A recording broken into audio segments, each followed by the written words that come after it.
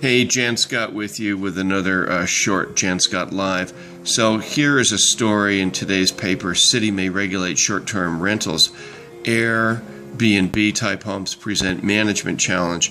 Not the only challenge they present. Here in Boulder, my neighbor, who has a very nice house, lives right next door to me, rented her house for the summer while she went to Europe for 2 months. And she rented it to a triathlete young woman, about 23, and her husband. When she got back, she had discovered that those two let other triathletes stay in her house, one from Brazil, another from someplace else. They trashed the house, and then they trashed the house.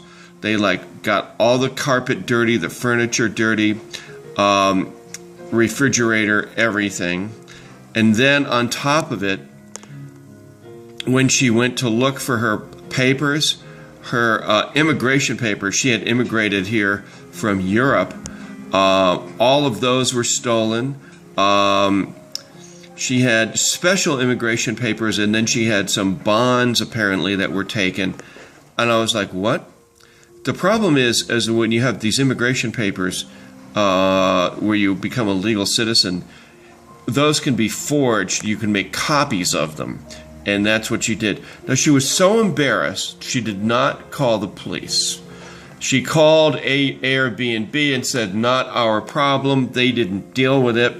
Meanwhile, she was out her papers, out other things that these folks had stolen, and they just disappeared right off the face of the earth. She felt so bad, she even gave back their deposit. It's like, oh, jeez. So not everything with these rentals is completely cool. You know, you rent your house to a bunch of cyclists who are kind of, they're notoriously reckless anyways. What do you expect? You don't rent a really nice house to people like that. You rent a really nice house to a family of means that has money, who knows how to take care of a house, and,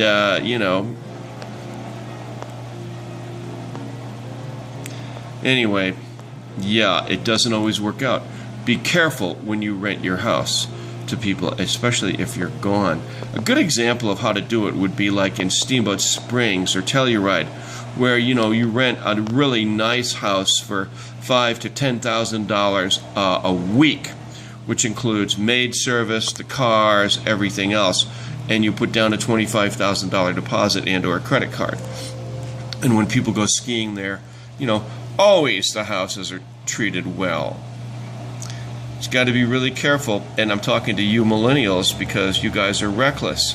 It doesn't always work out for Airbnb, and not everybody calls the cops either because they feel so embarrassed because it's supposed to work out. Well, it doesn't always work out, does it? Jan Scott Live, Boulder out.